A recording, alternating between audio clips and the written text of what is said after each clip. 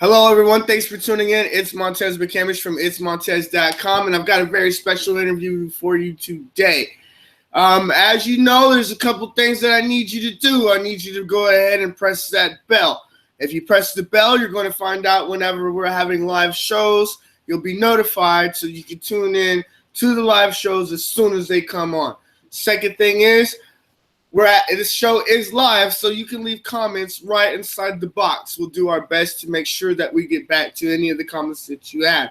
At the end of the show, there's going to be a question that we're going to have left that we're going to need you to answer it, and we need your live commentary.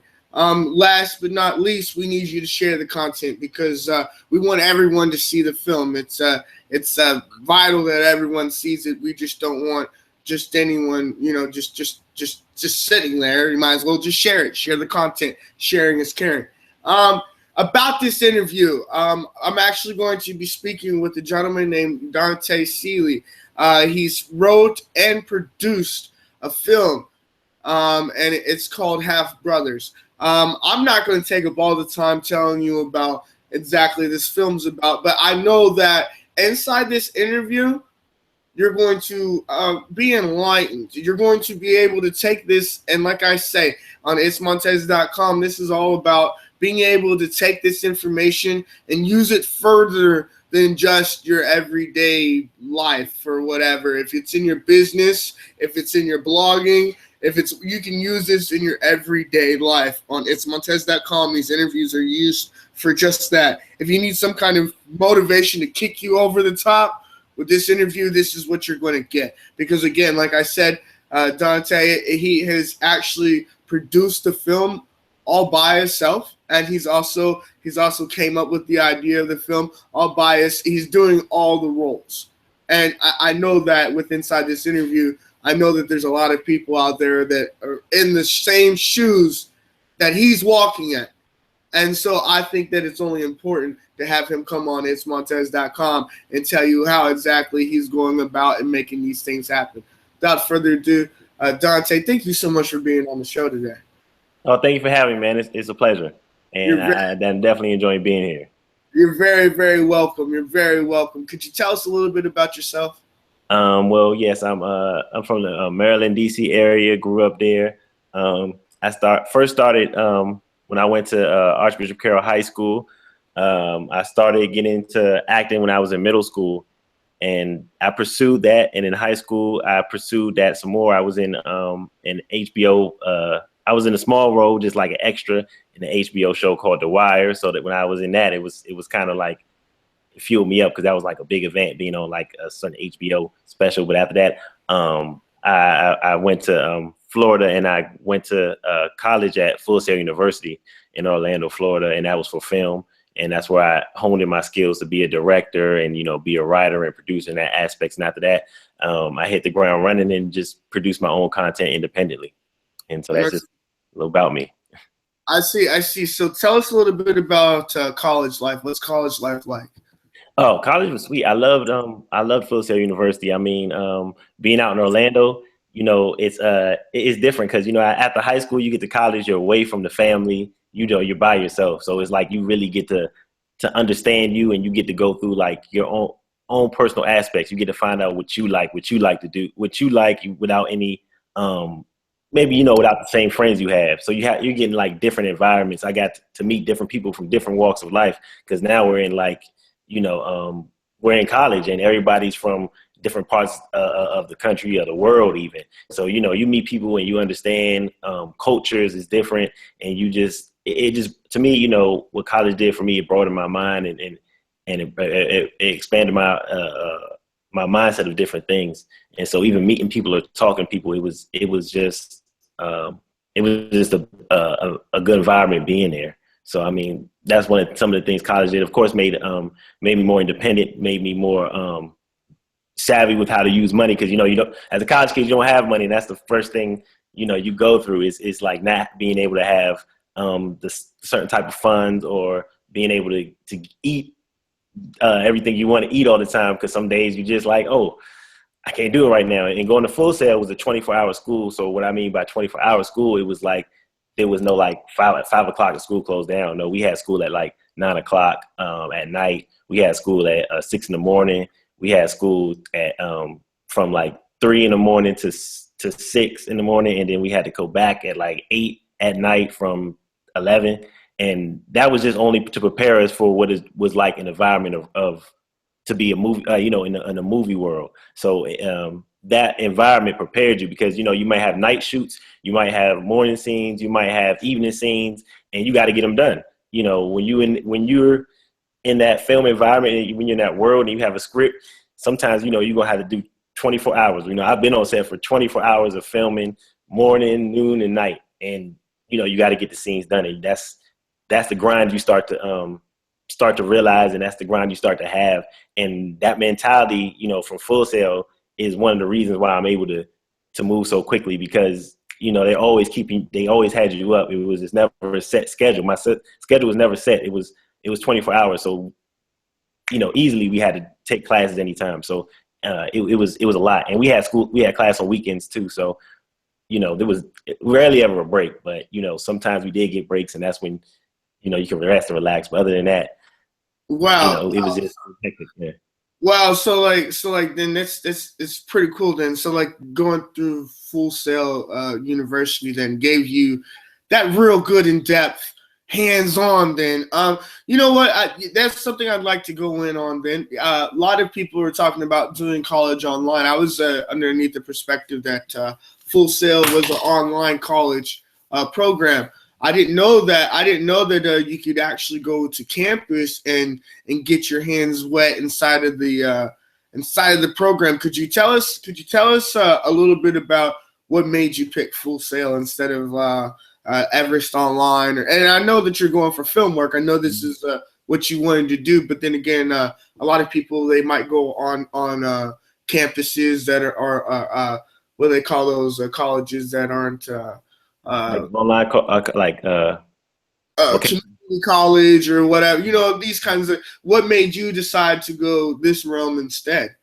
Well, one of the things is, like I said, I started acting, and I've noticed when I started acting that the roles that were written for me were always kind of like the drug dealer or the gangster, and it's like, hey, why are we getting all these same type of roles? Because even though, we've been around that environment, I don't, I don't claim to be like, that same role all the time. And it was kind of like, okay. And, I was at the HBO audition, and it's one thing that really kind of changed my mindset. I was at the audition for HBO, and it was for something that was one of the projects they had. And, it was kind of like sort of in the lane of The Wire. And, the role was kind of like the guy and da-da-da-da. And, he had to, have a gun, this and that. And it was, I guess, me and one other guy, and we came back and forth down to it. And the cast director, he was like, man, we really love you. But he said, you got a boy next door look. And he was like, it's really not for the thug environment. I'm like, well, what black person gets the boy next door? I mean, we don't have roles like that. I mean, and if we do, it's one out of like, what, just not like, it's one out of one. We don't have roles like that. So that was frustrating for me. So to change that, I realized I had to go on the outside and find out and make my own stuff. And that's when I started looking into more of the Spike Lees and the people behind the camera, the F. Gary Grays, and just being like, okay, well, what school can I go to that can teach me that? Because coming where we come from, or coming from an area that, we didn't have computers and we didn't have film cameras. I didn't have any of that. And, what I had was just this idea of, I want to make it. I think I just need the knowledge of it. So I know I had to go somewhere where I could be hands-on, because if I wasn't, it wouldn't click with me. You know what I mean? Because having all these equipments and everything, I think you do need to be hands-on, because I couldn't imagine if I wasn't hands-on. You know what it's a different world when you're dealing with cameras, you're dealing with lighting, you're dealing with set dressing. Even something as simple as when you go into when you're doing a movie or a show. So how would you do that? How would you, what kind of props would you get to make it look like a dining room, a living room, or what kind of props would you make it look like Thanksgiving or something festive that's going on? So all that has to be kind of like, you got to kind of see or work with these people and understand that. So I know when I was looking at schools, I could have looked at Columbia and the rest of them, but when I went to Full Sail, and visited, their hands-on program was so strategic, and it was so in depth on how they took you into each aspect of it. Because even if you had a broad horizon, you say, I want to do film, but I don't know exactly what I want to do. I don't know if I want to be a producer. I don't know if I want to be a writer. I don't know if I want to be the props designer. They took you through all these so you can understand even makeup. You know, I was doing makeup, but I was doing special effects makeup. So it was kind of cool. It was like interesting. It was hard, so I got respect for these guys, but it was still interesting enough to be like, okay, I like it, but I think these lanes are what I like most, you know, 1, 2, and 3. And so they give you an idea of what area you want to focus on. And it's your job after that is to get more knowledge of it. You know, they don't stay on one thing, but they give you a little bit to help you broaden your knowledge of it. So if you want to learn more, you're able to do that. And, you know, the teachers are hands-on, and you can talk to them and they can help you out. So that's what I like that's what I liked about Full Sail. And that's why I chose to go there. You know, not saying anything bad about any other schools or not knocking anybody else, but that's just one of my personal reasons why I chose to go to Full Sail. Very nice. Now, when you're growing up and you're going through these things now, is this what you always wanted to do? Is this what is going through Delante Sealey's mind when he's a young child? Is he thinking, yeah, I'm going to get into film. I want to do film. I know that this is what I want to do. Were you one of the kids that were acting in front of the mirror at a young age? You know, what's the young Delante Sealey? Young me, I was into sports. I was playing soccer, and I got out of sports, and I was going to I was like taking summer, like, I guess, classes at like Duke University at a young age. So I was really into like the soccer and the sports aspect, but I really like movies. And, you know, movies, it was just something that, you know, I just like stopped, and I love all sci-fi movies, or like what kind of like comedy? I think at a young age, it's my mom. Like my mom used to watch a lot of movies, and she used to a lot of like old westerns. I'm talking about Butch Cassidy and Sundance Kid, old like Clint Eastwood westerns, like these classics, Unforgiven and Tombstone. And I used to watch these at a young age, and she never shied away from it. So some of these adult topics and some of these like adult action scenes would go on, and she would just be like right there watching. I'm watching them. I'm like, oh, this is kind of cool. You know, this is like right. You know, my first interaction. But like, once again, you know, the area we come from, you know, the area that I come from, you don't really know how to get on screen. These are just, you're watching stuff and you're like, this is cool. Like, I know this, you know, these guys riding there shooting, this is cool. You know, even watching all these sci-fi stuff, when you watch E.T. and stuff for the first time, I mean, you just like, okay, Jaws even. I was just like, this is cool, but it never registered, how can I get into it? Because that's just not a life that, you know, for a kid coming from a different area, or, you know, like I said, not an area that has a lot of money. You don't ever wonder how to get into that. So I was really into sports. And then one day, I guess when I was doing soccer, I got injured, and, you know, you start to like look for other things to be interested in. I came back around and I said, you know, I really do like movies, and I wonder how could I be in movies, or how could I kind of be an actor, or what does it take to be an actor? So I got interested in that, and I started off modeling.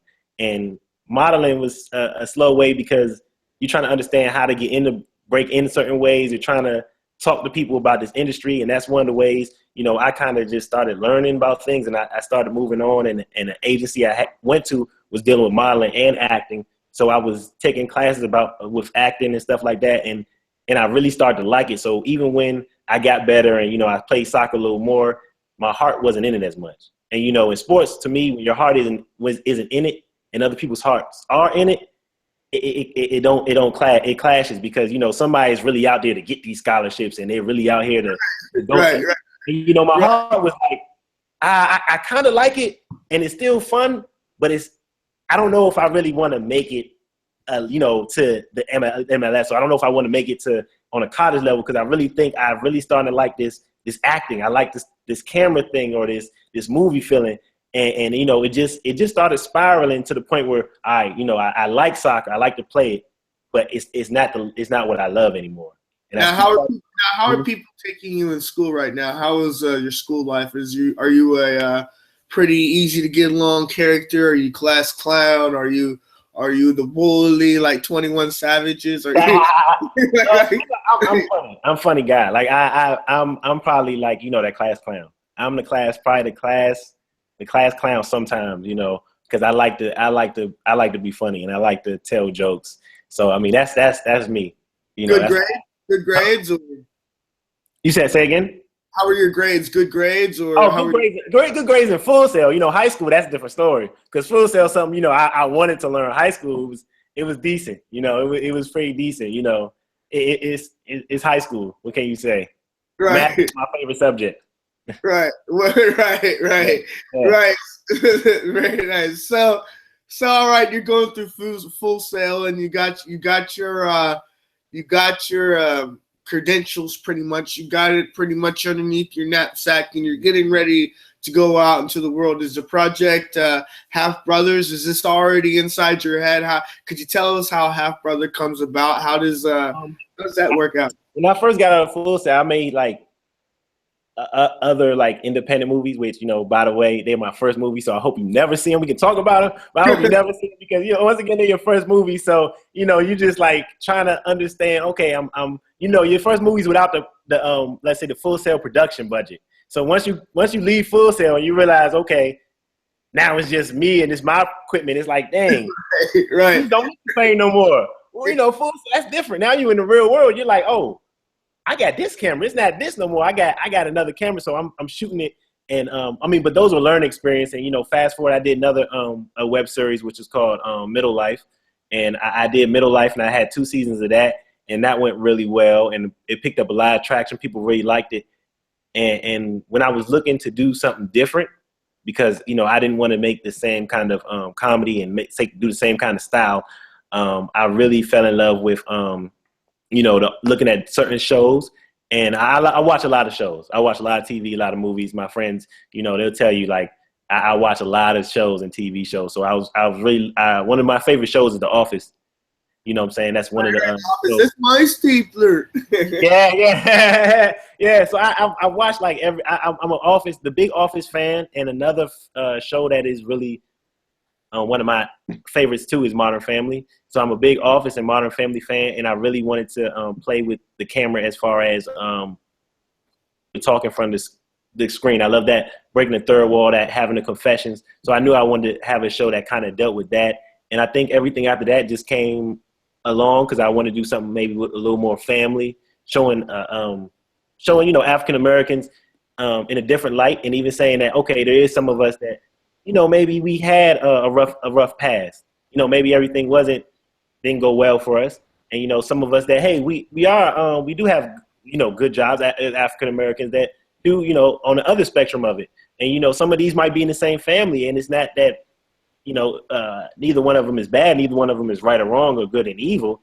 It's just that life brought them in different courses, different ways. But, you know, but everybody can change, you know. So that's one of the things I was showing with that family aspect, that you don't have to stay the same way. You know, that family can be there for each other and support each other and help each other out. So, you know, that's one of the underlying things I wanted to say with Half Brothers and with that show. So I think that's where that synopsis came, or that idea came about. That's where the show kind of just circled around and stuff started going well with that. And then once we put it out, you know, we got a good feedback. And one of the castmates, one of my close friends, he won an award for that, and he won Outstanding Lead Actor for season 1. So we was real proud of that, and we went to LA, and it was great.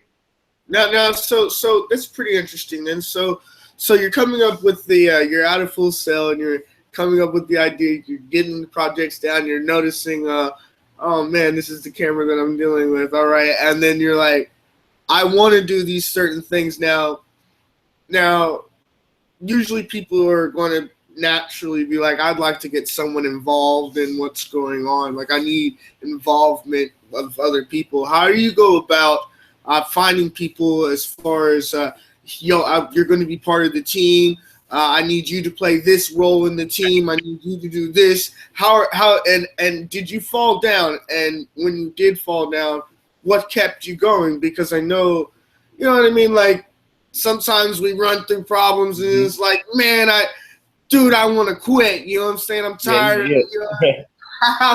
Tell us a little bit about what you went through. I mean, that team aspect, that is probably like one of the biggest things I can tell anybody is the hardest. Because I could definitely sit here and say, all right, I'm making this movie. I ain't going to let it stop me.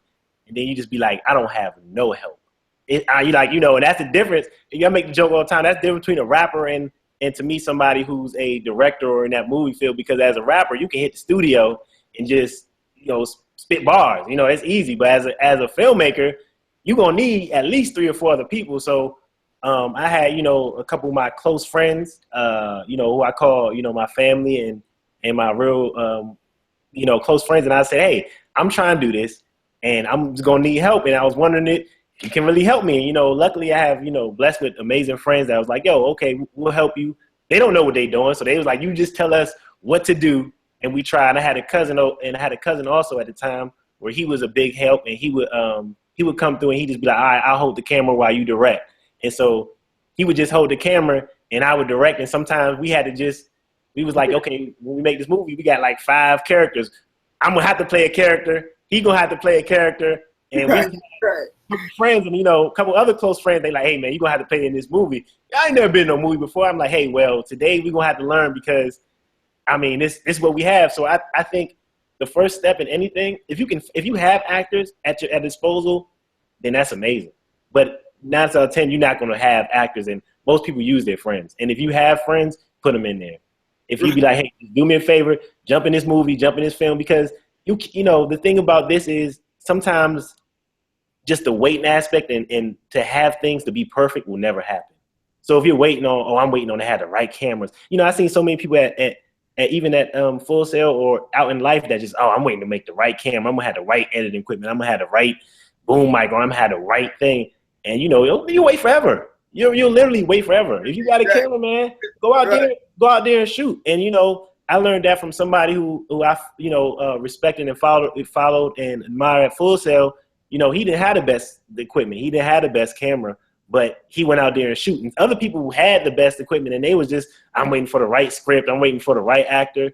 And, you know, I had a friend who was just like, hey, we're going to just keep shooting, because what we're trying to do is get better. We're not saying we're great right now, but what we're trying to do is the longevity of it. We're trying to say that we're going to get better in the longevity, because when you do have the right equipment, there is no, I'm waiting on this snap, because now we got everything we needed. And that's the one thing that I took to heart was like, okay, right now I don't have the right stuff, but I'm going to keep shooting because I'm going to get the right work ethic, and I'm going to get the right, I'm going to keep trying to write the right script or direct the right films in each way. So when I get this equipment, it's not going to be new to me. It's going to be the same mentality, the same thing. Because if you love me, if you like the shows, or if you like the stuff I'm doing without the right camera, it's nothing to say, okay, when he gets the right stuff, you're going to love it, because that's all he was missing was just the equipment. If somebody has the creative talent and they have the writing ability or the directing ability, you can't teach that. That's great right there. I mean, all somebody has to do is put the right camera in his hands or the right equipment, then it's gold mine. So, I mean, that's what I grew up. That's what I started doing, was just shooting what I had, and, you know, getting that small team together and saying my friends come and be in it. And then once you have them be in it and, you know, they start to see it, and once you put it out to people and people be like, yo, I liked it. And some of my friends were like, you like that? And it was like, yeah, I like that. And it was like, okay, I can do it now. You like, okay. And you see their face, and you do a season 2, which was the show Middle Life. And you have that, and people are like, okay, the energy is different now. And they start to be like, let me ask you a question on line 2.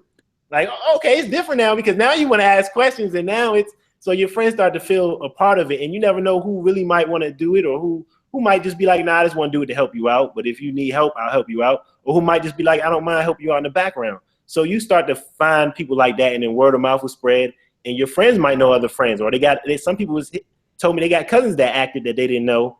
When they told them, or once they saw the videos, some of their cousins or some of their other friends was like, oh, I act. Can I be in it? And he was like, oh, yeah, come on, be in it. So if you put it out there, you know, to me, good things will come.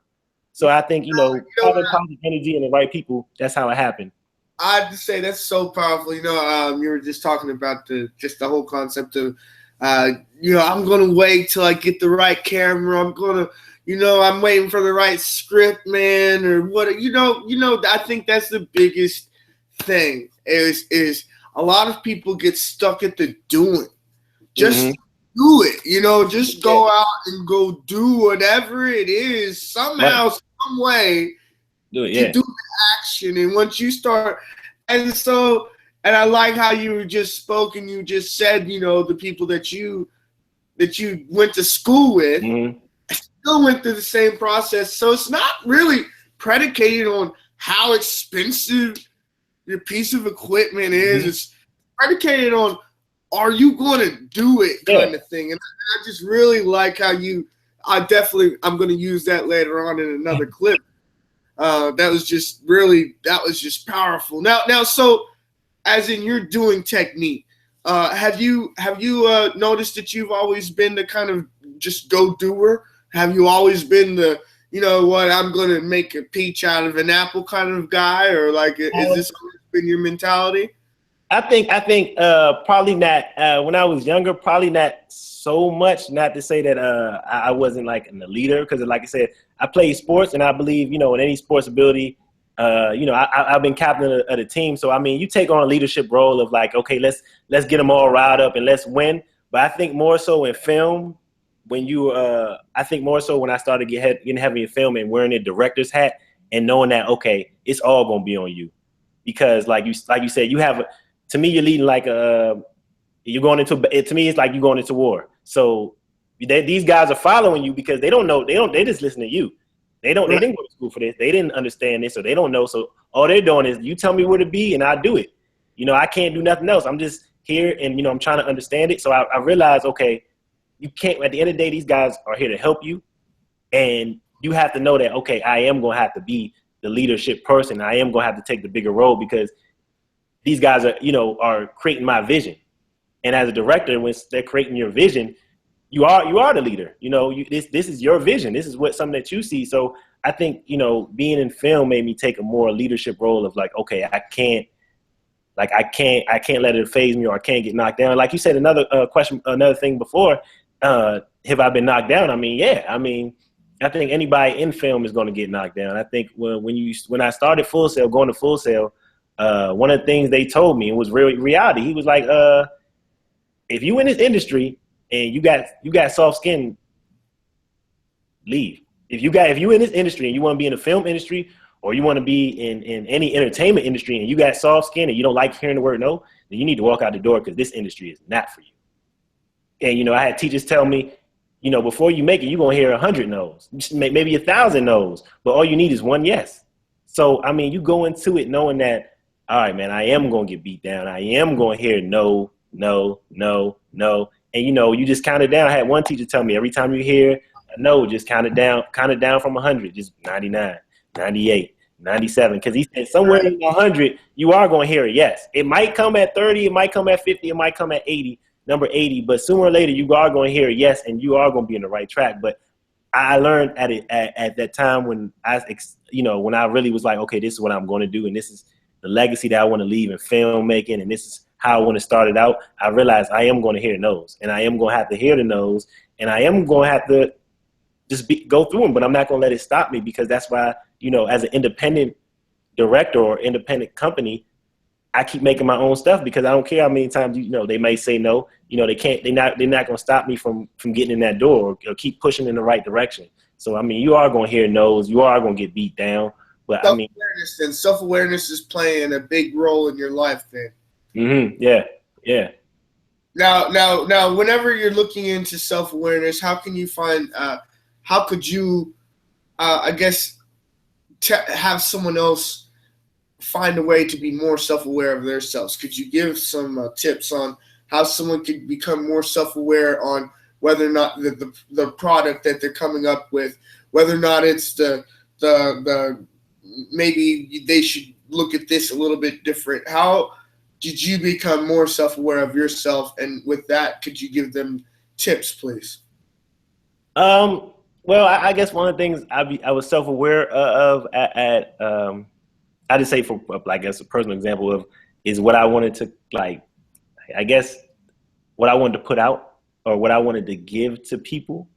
And you know, at my first films were more on the, like I would say more, you know, gangster films, you know, more one of those type of feel to it. And when I made those, I was kind of like, I didn't really want to do that. You know, not saying there's nothing wrong with those type of films, you know, or anything like that. But I was like, I think, you know, in our culture, we see it in the streets, we see it every day. And, you know, we see it in movies, and sometimes, you know, even though we don't want to glorify it, it is being glorified. And I mean, there's movies that are great that show that too, but I didn't want to leave that type of legacy. There's so many movies that show that. I wanted to do something different. I wanted to be more self-aware. Where's the black love stories? Where's the black sci-fi movies? Where's the, you know, the real comedies that's just not all vulgar? You know what I'm saying? Maybe there's the decent ones that can tell a joke like Seinfeld and keep it clean. You know what I'm saying? Or maybe there's different aspects of how we can tell a story. You know, so I really wanted to be, I guess, self-aware what I was bringing to the people, what I was giving my fans or my audience that watches out there. So I really wanted to just be aware of that. And I guess it's really about knowing yourself and being comfortable in yourself and just, you know, taking time with yourself, because some people really don't sit down with themselves and understand themselves. They're always with somebody else, or they're always in a relationship, or they're always, you know, constantly scared to just be alone with their own thoughts. You know, so I mean, to be self-aware would just to be knowing yourself and knowing what you like and testing things out and not being scared to go for it. I mean, some people let fear stop them to do a lot of stuff. And I believe, you know, you shouldn't even let that stop you from trying things or going after your destiny or any path that's laid before you, because even if you fail, there's nothing wrong with failing. You know what I'm saying? You tried, and there's nothing wrong. Even, you know, one thing I've learned, you know, reading or just talking to people, billionaires fail all the time. They tell you all the time, "Oh, I've lost a lot of money. I've lost a lot." But in losing money, if you don't take the risk of going for it, you'll never gain it either. So, you know, that's the one thing I grew up with. Like you said, any businessman will tell you, Steve Jobs, you know, if you watch it, he's lost companies. He got fired from his own company. You know, he didn't have great successful projects, but he still kept going forward, and he still took the risk to be innovative, and still took the risk to do different things or find different ways to go about doing different things. And look at where he is now. I mean, everything you do, you might have tons of failures, or not even failures, setbacks, but it doesn't mean doesn't mean you have to stay there. You know, you can always find another way, and a setback can just be a setup for something else.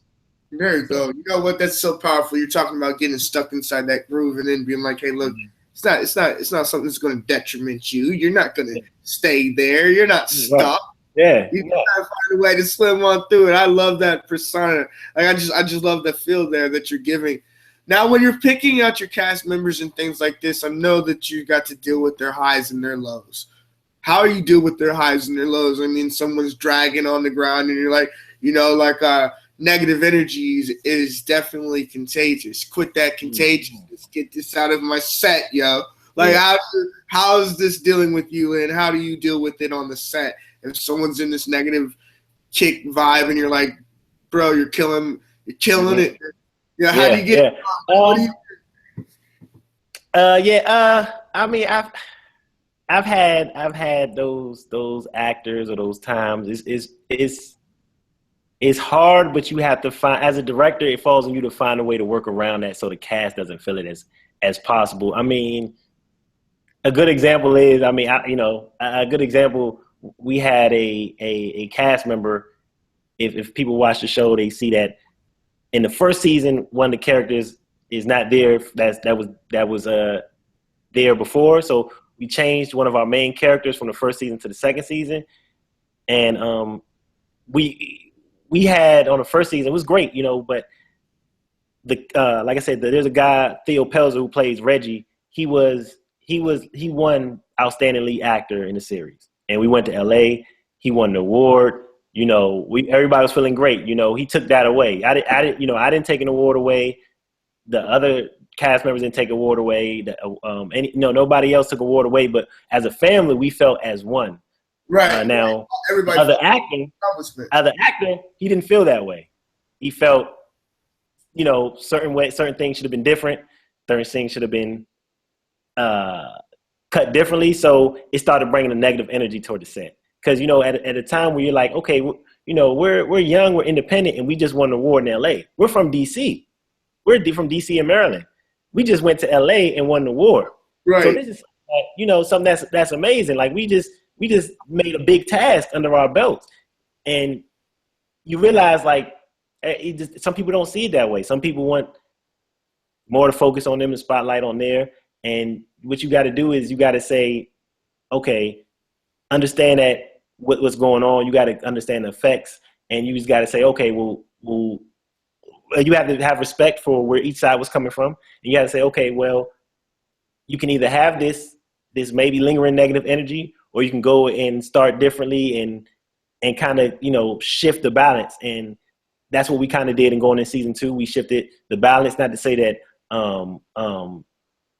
season 1 wasn't good or season 2 is better. We're just saying that, it's a different shift. And once we shifted, we felt that the energy was different. So when we did season 2, we had a look, it was just a different aura on set. We had an excellent actor, Chris Mason is a real close friend of me. And he's another actor that you definitely be seeing in big movies and big films in the future. And when he came aboard, it was like a different breath of fresh air. So when he came aboard, we found a different groove, a different niche, and we felt a more positive energy. And going into season 2, we won another LA award for best show for season 2. So we won best web series, best comedy web series for Half Brothers season 2. And we felt like, okay, as a whole, that's why we won that, because we felt as a whole it was great. It wasn't just. Now, how do you go about getting? How do you win things like this? Do you have to submit your film into a? Yeah. What we do is we film it, put it up, and then we submit our films to different film festivals, and we go to ones that meet our criteria and everything like that, and we go there, we submit for our film festivals, and once we submit, we wait to hear back, and we hear back, and they invite us to come out to their film festivals. We fly out there, they put us up in nice hotels, and it's really good. And also they have great workshops. So if you ever get a chance, sometimes you don't have to be nominated. Sometimes you don't have to win, but just being around like-minded people and just being able to network is a breath of fresh air. I've been to a lot of. I'd like you to go ahead and say it again to the people. What you just said, being around like-minded people is like a breath of fresh air. Oh yeah, being around like-minded people is always it's like a breath of fresh air. Because sometimes you can be in your own drought, or you can be in your own mind too much, and sometimes just talking to people just unlock so many things, or just get stuff out of your mind. You can come back to it. One thing, even I write, like I say, I write my own stuff. So even as a writer, I hit writer's blocks. Like, just, I don't know where I want to go. Is it just me sitting at this computer? Am I telling it right? Am I just too into it for myself? Do I like it? You get so involved in where the character goes and what the character's going to be like. Sometimes just talking to other people, or just hearing things, it just unlocks so much in your mind, or just getting away from it for a while. So I love being around different people, because they might inspire you, or they might spark an idea in your mind that you didn't know you had. So, talking to people is great, and being around that is great. One of the best film festivals I went to was, I believe, one in 2012 was the ABFF. And that was a good one, and it was out in Miami. We had a great time, but also the workshops they had was amazing.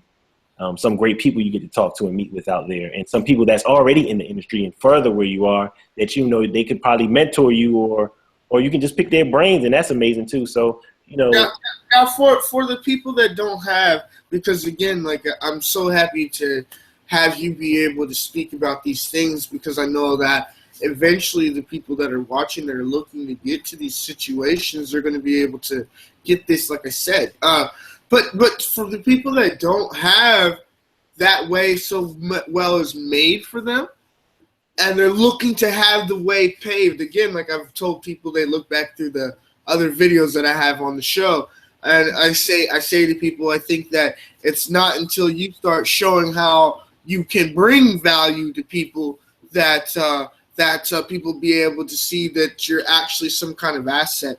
Now, for you, what is it that brings, because again, you're into it, you're working hard, you're looking for other people, but what is it that makes you say, oh, I think this person is going to be well worth the work, the product, or the time spent. I think this person fits this line.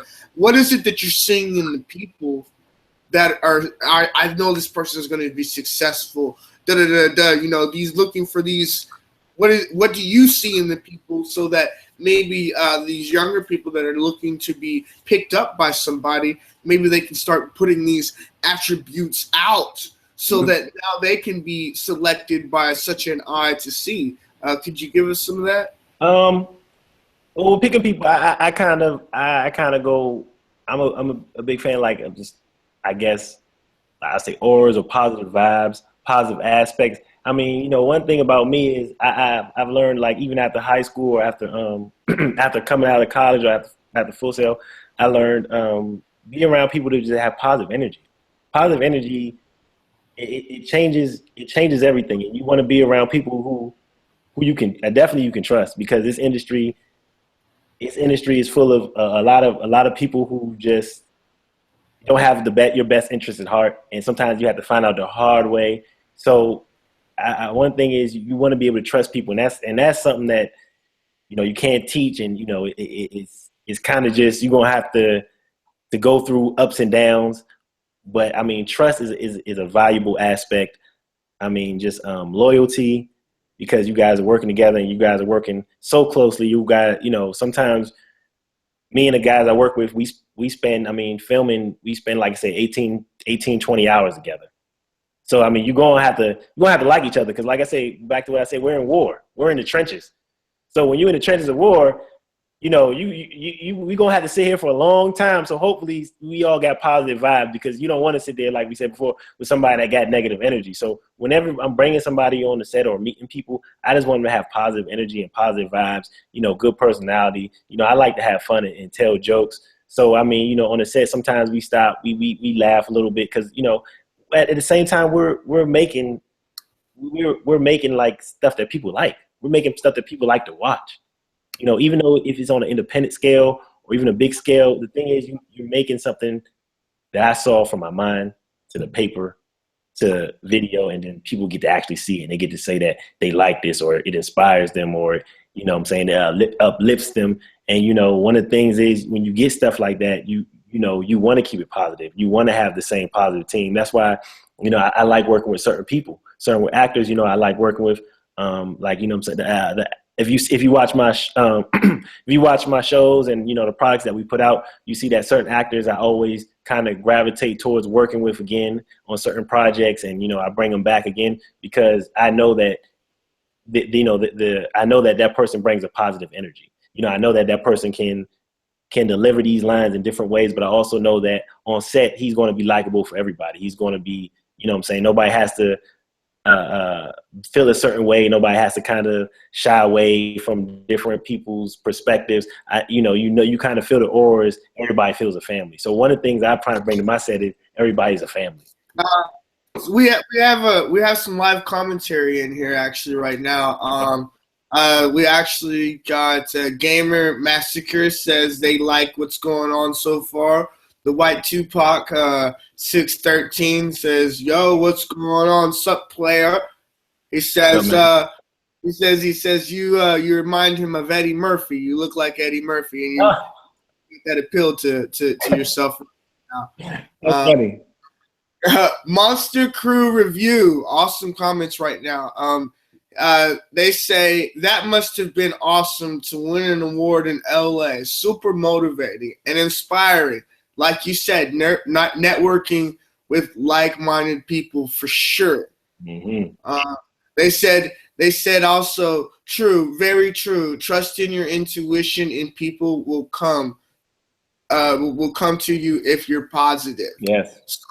So they're definitely agreeing with what you have to say about the positivity, and that like aura. Like I think that's a whole lot to do about it as well. Like if you, that's a big thing as well. I have some people, they'll talk to me, they say, "Hey Montez, I'm looking to better brand myself," and I say, "Okay, what is it that you're trying to brand?" They'll be like, "Oh, my music," or they'll be like, "Oh, my artwork." And so like I start thinking about what kind of people are you attracting with your music? What kind of people are you attracting with your artwork?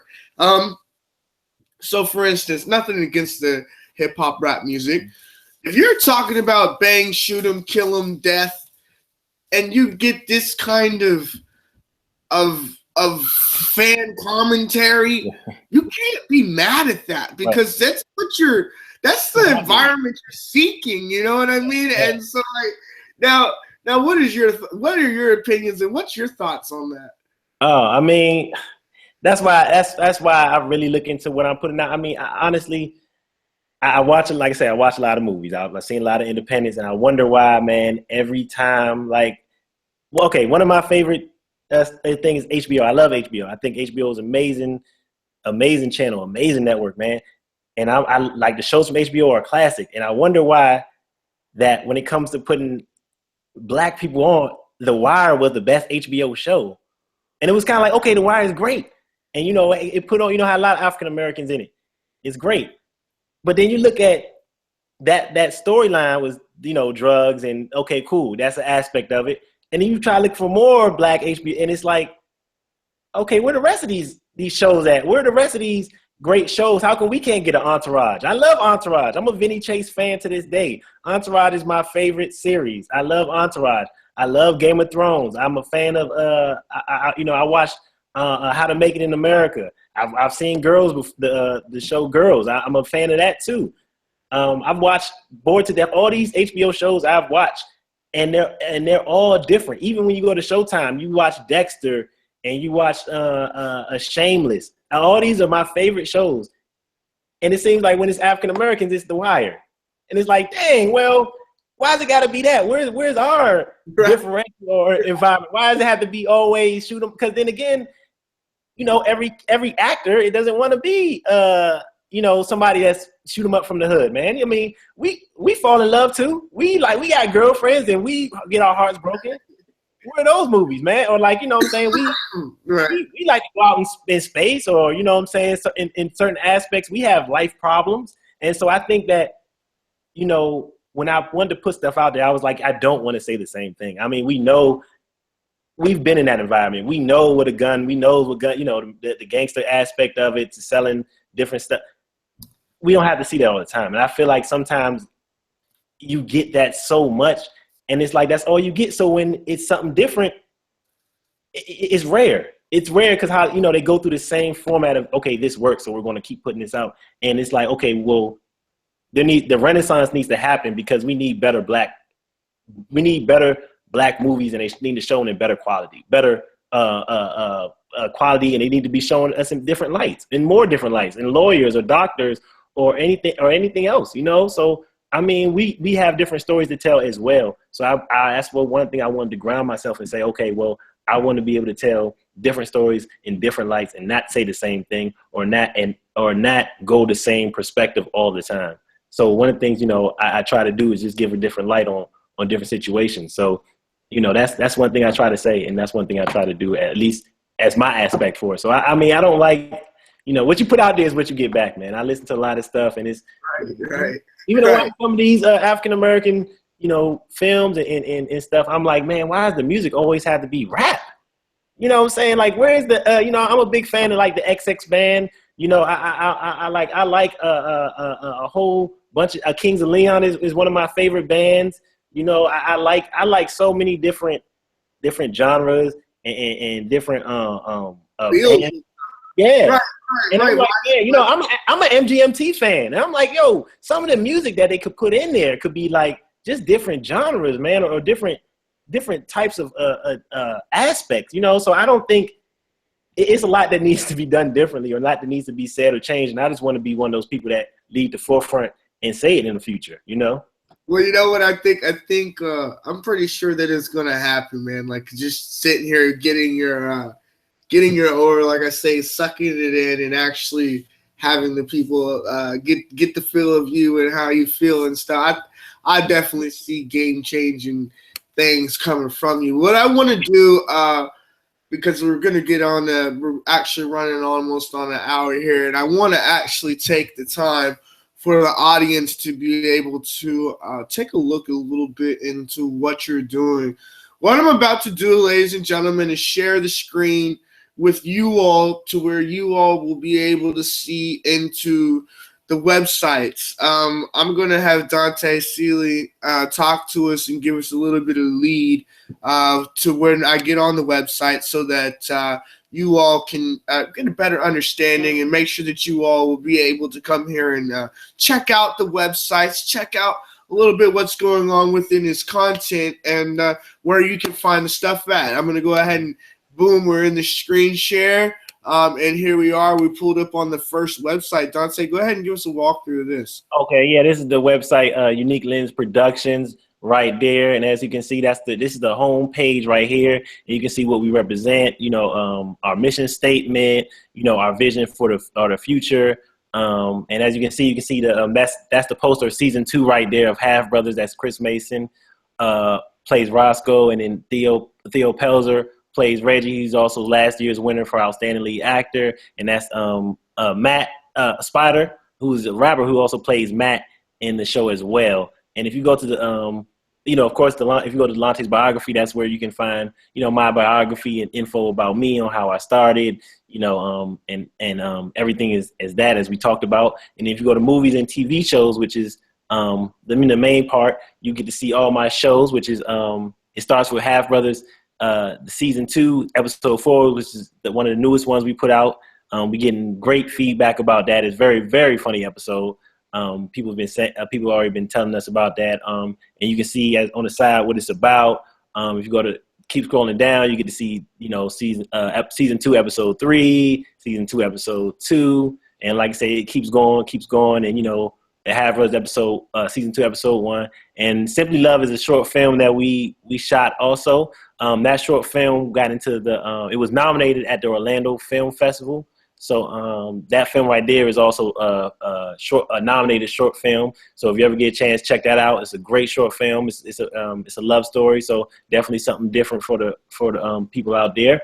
And then once you keep going down, you have another the first season of Half Brothers, which is episodes 1, 2, 3, and 4. So you got that right there. So definitely check that out. Both seasons of Half Brothers are on there. And if you keep going lower, you see Middle Life season 2, episode 3. Those are the last web series we shot before Half Brothers. So those are the little older web series, but definitely very funny. And we definitely got very, very, very great comments and things like that. So you can see each one of those on there. And that's what we have right now. We have more projects coming on later as well. Now tell us about this site right here. I remember before we got on the show, after you all watch this here and you get a good in-depth, these are all the movies right here again, inside the movies and shows. Now if we go to this website here, it's actually uniquelens.vhx.tv. Right here, ladies and gentlemen, is the website. Come here, go to that website. Tell us about this. This is where you buy further the unseen. Yeah. So we this season 2 we did something a little different. We gave out 4 episodes for free, which like we said, you can go to my site and see those 4 episodes. And when you see those 4 episodes, if you like them for our fans that want to support the show, that want to support everything we're doing as Unique Lens as a whole, that want to support everything, we have 2 additional shows, episodes 5 and episode 6. You can go onto this site, and for a small fee of $2.99 just to rent those episodes, so $2.99 to rent them, you would just have those for 24 hours, and you can watch them quickly.